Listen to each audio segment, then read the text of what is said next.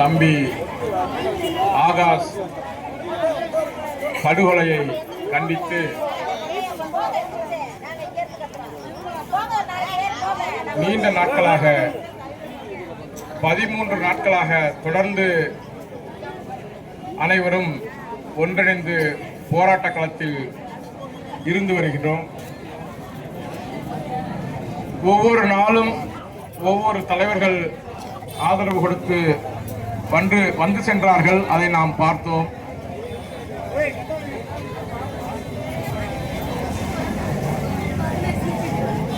ஆரம்பத்தில் இருந்து இந்த நகர்வை எப்படி கொண்டு சென்றிருக்க வேண்டும் என்று இந்த போராட்ட குழு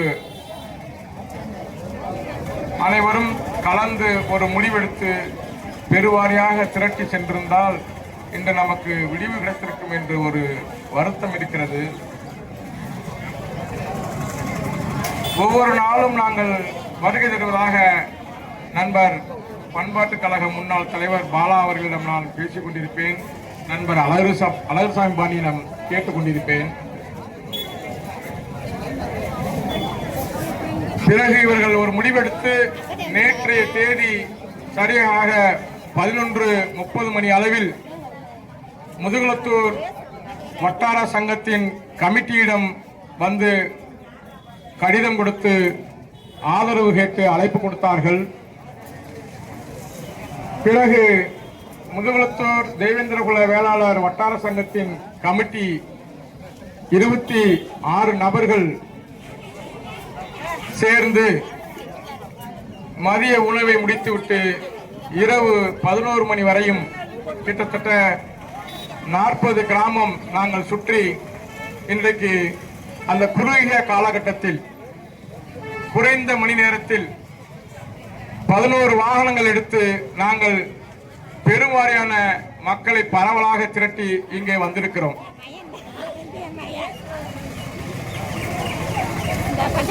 ஒரு சில நிகழ்வு மட்டும் நான் உங்களிடத்தில் பகிர்ந்து கொண்டு விடைபெறுகிறேன்.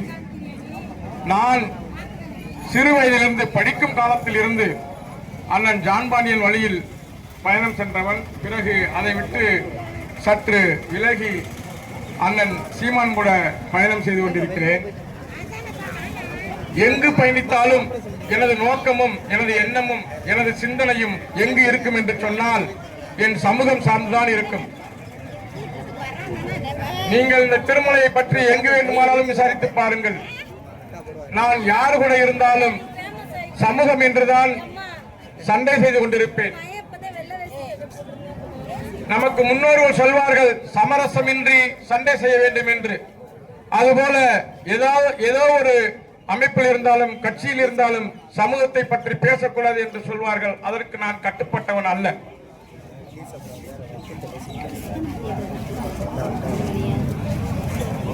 முதுகுளத்தூர் ஒரு நிகழ்வு, நான் அது பள்ளி காலத்தில் கூட இருந்தேன். விஜி அப்படின்ட்டு நம்ம அண்ணன் ஒருத்தர் அனைவருக்கும் தெரிஞ்சிருக்கும், மேலப்பச்சிருக்காரு. அவர் முதுகுளத்தில் இருக்கும்போது ஒரு காவல்துறை மாரியப்பன் என்ற உதவி ஆய்வாளரை அடிக்கிறார் பேருந்து நிலையத்தில் வைத்து. அது பெரிதாக போகிறது. அப்போது அண்ணன் கணேசபாண்டியன் இருந்தார்கள். அவர் இங்கே ஊரில் இருக்கும்போது நாங்கள் ஒரு குழுவாக அண்ணன் ஜான்பாண்டியனை சந்திக்கிறோம். அவர்கள் அங்கிருந்து மாவட்ட கண்காணிப்பாளருக்கும் மாவட்ட ஆட்சியாளருக்கும் ஆணையிடுகிறார். திரும்ப நாங்கள் வந்து காவல் நிலைய எதிரே மிகப்பெரிய ஒரு ஆர்ப்பாட்டத்தை வைத்து அதற்கு ஒரு தீர்வு காண்கிறோம். இதை எதற்காக சொல்ல வருகிறேன் என்று சொன்னால், இந்த ஆர்ப்பாட்டம், இந்த போராட்டம் அந்த காவலர்கள் அடித்து கொலை செய்தார்களே, அவர்கள் முன்பாக நாம் இந்த போராட்டத்தை வைத்திருக்க வேண்டும். அவர்கள் அருகே நாம் இருந்து கொண்டு அவர்கள் காதுகளை கிழிக்கும் வரை நாம் முடிந்தவரை சட்டத்துக்கு உட்பட்டு நாம் இந்த போராட்டத்தை நடத்த இருக்க வேண்டும். அதுபோல ஒவ்வொரு நிகழ்வும் ஆப்பநாடு மறவர் சங்கம் டாக்டர் பாருங்க, ஒரு மருத்துவராக வேலை செய்யும் ராம்குமார் என்ற நபர், ஒரு வழக்கறிஞராக வேலை செய்யும் குணசேகரன் என்ன செய்கிறார்? நம் அண்ணன் செந்தில் மல்லருக்கு எதிர்ப்பாக செயல்பட்டு கடுமையான குற்றச்சாட்டுகளை வைக்கிறார். அவர்களுக்கு ஆதரவாக நாங்கள் 13 வட்டார சங்கம் இங்கே வந்திருக்கிறார்கள். நிறைய பேர் இங்கே வந்திருக்கிறார்கள், கலந்தவர்கள் நண்பர்கள் வந்திருக்கிறார்கள். எங்களுக்கு நாட்கள் குறைவாக இருந்தது, 5 நாட்கள் இருந்தது. நாங்கள் 13 வட்டார சங்கமும் இணைந்து பேசி முடிவெடுத்து 5 நாட்களில் 5000 நபர்களுக்கு மேலாக பரமக்குடியில் திரட்டினோம். அதற்கு முழு காரணமாக நான் அங்கே செயல்பட்டு நின்று பெருமையாக நான் சொல்லிக்கொள்ள கடமைப்பட்டிருக்கிறேன். பிறகு அடுத்தடுத்து போராட்டங்கள் நடந்தது, அதற்கு ஒரு வெற்றி வந்தது. அதுபோலதான் புலர் படுகொலை நடந்தது. திரும்ப நம்முடைய சகோதரர்கள் சிறு பிள்ளைகளாக இருந்தாலும் அதற்கு ஒரு பழிதீர்க்கும் வகையில் ஒன்று நடந்தது. பிறகு அங்கே அமைதி நிலவியது. இதெல்லாம் நடந்த சம்பவம். என்ன செய்ய அண்ணன் நமக்கு முன்பு பேசுறதா சொன்னாங்க, திமுக அரசு என்ன செய்யறது? நம்மளை நாமே பரிசோதித்து பாருங்கள்.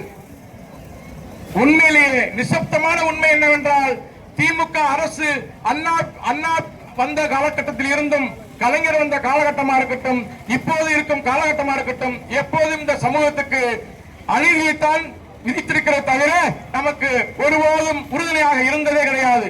அதை ஏன் நீங்கள் புரிந்து கொள்ள மாட்டீங்களேன் என்பதுதான் தெரியவில்லை. எங்கேயாவது பாருங்க, ஒரு நிகழ்ச்சி நடக்குது, ஒரு அமைச்சர் வருகிறார் என்று சொன்னால் ஒரு என்ன செய்கிறாங்க, அந்த பகுதியில் இருக்கிற நிறைய மக்களை 200-300 கொடுத்து திரட்டுறாங்க. அதில் பெரும்பான்மை மக்கள் யார் போகிறார் என்று சொன்னால் தேவேந்திர குல மக்கள், பெண்கள். அது என்ன காரணம் என்றால், ஊருக்கு 2 பேரு, அது அண்ணன் சொன்ன மாதிரி, செந்தில் மலர் சொன்ன அண்ணன் சொன்ன மாதிரி, அதற்கு அடுத்து பேசி அண்ணன் சொன்னது போல ஊருக்கு 2 பேர் திமுக கிளை செயலாளர்கள் இருக்கிறார்கள். அவர்களை நாம் களையெடுக்க வேண்டும். தப்பு என்று நினைக்கவே வேண்டாம். நாம் அண்ணனாக இருந்தாலும் சரி, தம்பியாக இருந்தாலும் சரி, சொந்தக்காரன் யாராக இருந்தாலும் சரி, திமுகவுக்கு ஆதரவாக திரட்டக்கூடியவர்களை நாம் களையெடுக்க வேண்டும் என்பதில் தெளிவாக புரிந்து கொள்ளுங்கள், தெளிவாக நடந்து கொள்ளுங்கள். இப்ப இந்த போராட்டத்துக்கு பிறகு நம்முடைய அண்ணன்மார்கள் நிறைய பேர் மதுரை நீதிமன்றத்தில் இருக்கிறார்கள். அவர்கள் சட்டப்பூர்வமாக சட்ட ரீதியாக வேலைகளை பார்த்துக் கொள்வார்கள். அவர்கள் எல்லாரும் சொன்னார்கள், ஒவ்வொரு சம்பவத்தையும் சொன்னாங்க. சாத்தாங்குளம் சொன்னாங்க, திருப்பூர்ல தம்பி அஜித் சொன்னாங்க. எல்லாருக்குமே எல்லாரும் பேசுறாங்க, நமக்கு ஏன் பேசல? அதை யோசிச்சு பாருங்க, அதை சிந்திங்க. முதல்ல அவனுக்கு பேசுறேன், நமக்கு ஏன் பேச மாட்டேங்கிற? தேர்தல் வந்துருச்சு, தேர்தல் வந்து கூட தேர்தல் வந்தா கூட ஒரு பயம் இருக்கும். நிறைய கூடினால் அவர்கள் இந்த தேர்தலில் நமக்கு சிக்கலை உண்டு வருவார்கள் என்ற நோக்கம் கூட அவருக்கு இல்லை. ஏனென்றால் இவர்கள் கூடி கலைந்து விடுவார்கள், இவர்கள் ஒரு காக்கா கூட்டம் என்று அவர்கள் புரிந்து வைத்திருக்கிறார்கள். அதை மாற்றி காமிக்க வேண்டும் என்று சொன்னால் அனைவரும் ஒற்றுமையாக நின்று, சமூகமாக நின்று, யார் எந்த கட்சியில வேணாலும் இரு, யாரு எந்த கட்சியில வேணாலும் இரு, தேர்தல் வரும் நேரத்தில் ஒற்றுமையாக சமூகமாக நின்று பாரு. ஒரே ஒரு முறை இந்த 2026 நீங்கள் அனைவரும் சமூகமாக நின்று பாருங்கள். பிறகு அனைவரும் சிந்திப்பார்கள். மாற்று சமூகத்தை சார்ந்த மந்திரிகளாக இருக்கட்டும், சட்டமன்ற உறுப்பினர்களாக இருக்கட்டும், தேவேந்திரர்கள் அரவணைப்பு இல்லை என்றால் நாம் அரசனை ஏற முடியாது என்ற கட்டாயத்துக்கு தள்ளப்படுவார்கள். நிச்சயமாக அந்த சூழலை உருவாக்கிவிட்டோம் என்று சொன்னால் நாம் அப்போதுதான் வெற்றியட போகிறோம் என்று தெரிந்து கொள்ள வேண்டும். கடுமையான உழைப்பு இருக்கணுங்க, ஒரு நல்ல நோக்கம் இருக்க வேண்டும், நல்ல எண்ணம் இருக்க வேண்டும், அப்போதுதான் செயல்பாடு என்று சொல்கிறார்கள். காவல்துறை நம்மளை சாதாரணமாக நினைக்க மாட்டாங்க. எப்பவுமே அவங்களுக்கு காவல்துறைக்கு தெரியும், தேவேந்திரர்கள் வீரமானவர்கள், விவேகமானவர்கள், அவர்கள் நேர்த்தியாளர்கள், மிகவும் படித்தவர்கள், அவர்கள் எந்த ஒரு வேலையும் தெளிவாக செய்வார்கள் என்று அவர்களுக்கு நல்லாவே தெரியும். நாம் எதை கையில் எடுக்க வேண்டும் என்று அவர்கள் கொஞ்சம் கொஞ்சமாக மெல்ல மெல்ல தீர்மானிக்கிறார்கள். நாம் அதை கையில் எடுத்தோம் என்று சொன்னால் இங்கே அண்ணன் சொன்னது போல இங்கே தேர்தல் நடக்காது. தேர்தலை நிறுத்துவதற்கு நமக்கு ரொம்ப நேரம் ஆகிவிடாது. அண்ணன் பிரபாகரன் சொன்னது போலதான் அந்த மண்ணிலே 30 ஆண்டுகள் களமாடி அங்கே ஒரு தனி அரசாங்கம் நடத்தி துரோகத்தால் அங்கே வீழ்த்தப்பட்டது போல நம் சமூகத்திலும் 1-2 புல்லுருவிகள் இருப்பார்கள். அந்த கலையை எடுத்து தூக்கி எறிந்துவிட்டு சமூகமாக நிற்போம். அவர்கள் என்ன விரும்புகிறார்களோ அதை கையில் எடுப்பதற்கு நாம தயாராக இருப்போம் என்று சொல்கிறேன். விவேகானந்தர் சொன்னார் என்று நாம் படித்திருப்போம். 100 பேர் தாருங்கள், 100 இளைஞர்களை தாருங்கள், இந்தியாவை மாற்றி அமைக்கிறோம் என்று சொன்னதாக நாம் படித்திருப்போம். படித்த இளைஞர்கள், சிந்தனை உள்ளவர்கள், தொழில்நுட்ப பார்வை உள்ளவர்கள் இளைஞர்களால் ஒட்டுமொத்தமாக களமிறங்கினால் நாம் எதை கையில் எடுப்போம் என்று இந்த காவல்துறைக்கு நன்றாகவே தெரியும். காவல்துறைக்கு கடுமையான ஒரு எச்சரிக்கையோடு இங்கே பதிவு செய்ய விரும்புகிறேன். எங்களை தவறு செய்வதற்கு மீண்டும் மீண்டும் தூண்டாதீர்கள். நாங்கள் ஒரு சில சமூகம் போல தவறு செய்ய ஆரம்பித்து விட்டால் இங்கே நீங்கள் நாடு நாடாக இருக்காது, நாடு சுடுநாடாக மாறிவிடும் என்பதை நீங்கள் புரிந்து கொள்ளுங்கள். நாங்கள் சட்டத்தை மதிப்பவர்கள், சட்டத்துக்கு உட்பட்டு வேலை செய்பவர்கள், நாங்கள் எல்லோரையும் அரவணைக்கக்கூடிய பக்குவம் கொண்டவர்கள், பண்பானவர்கள், பண்பட்டவர்கள். அதை புரிந்து கொள்ள வேண்டும். மாற்று சமூகம் நம்மள்ட்ட நல்லா பேசுறான், ஆனா தேர்தல் வரும்போது எப்படி இருப்பான்றத பாத்துங்க. அதுக்கு உதாரணம் எங்க முதுகுளத்தூர் தொகுதி. கோனார் நிப்பாட்டினா கோனார் ஊரா ஒன்னா சேர்ந்து நின்றுறான். மாற்று யாருக்குமே ஓட்டு போட மாட்டான். மரவர் நிக்கிறாரா, மரவருக்கு மொத்தமா ஓட்டு போடுவான், வேற யாருக்கும் ஓட்டு போட மாட்டான். ஆனா நம்ம என்ன செய்வோம், 10 கட்சி நிற்பான், 10 கட்சிக்கு ஓட்டு போடுவோம். நம்மளோட நிலைப்பாடு அல்ல, இது உண்மை. நீங்கள் ஒவ்வொருவரும் வீட்டிற்கு சென்று சுய பரிசோதனை செய்து பார்த்தீர்கள் என்று சொன்னால் நாம் அனைவருமே 10 கட்சி 15 கட்சிக்கு ஓட்டு போட்டோம். இதனுடைய விளைவுதான் இன்றைக்கு இந்த சூழல். மீண்டும் ஒரு ஆகாசு இங்கே வீழ்த்தப்படக்கூடாது என்று அனைவரும் கங்கணம் கட்டிக் கொண்டு ஒரு உறுதிமொழி எடுத்துக்கொண்டு எல்லோரையும் கலந்து பேசிக்கொண்டு மிகப்பெரிய அளவில் நாம் இணைந்து செயல்பட்டோம் என்று சொன்னால் அதற்கு வெற்றி நிச்சயம் உண்டு என்பதையும் நான் இங்கு பதிவு செய்ய விரும்புகிறேன். அதுக்கு ஒவ்வொரு நிகழ்வும் உங்களுக்கு சொல்லியிருக்கேன்.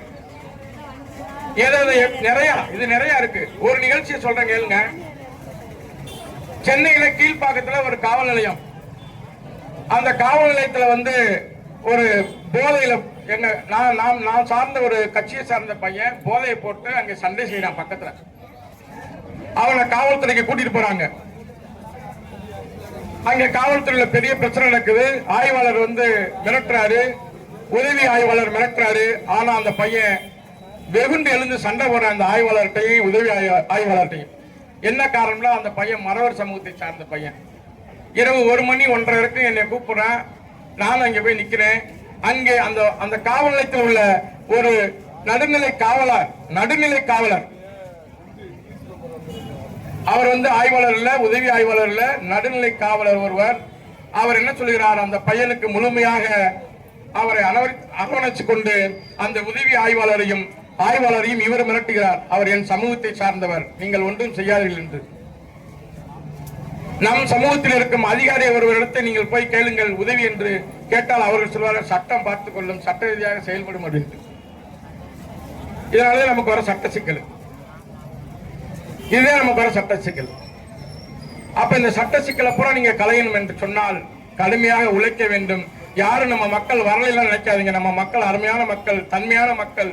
அவர்களை திரும்ப திரும்ப நம் விஷயம் என்ன என்பதை அவர்களுக்கு எடுத்து சொன்னால் புரிந்து கொள்வார்கள்.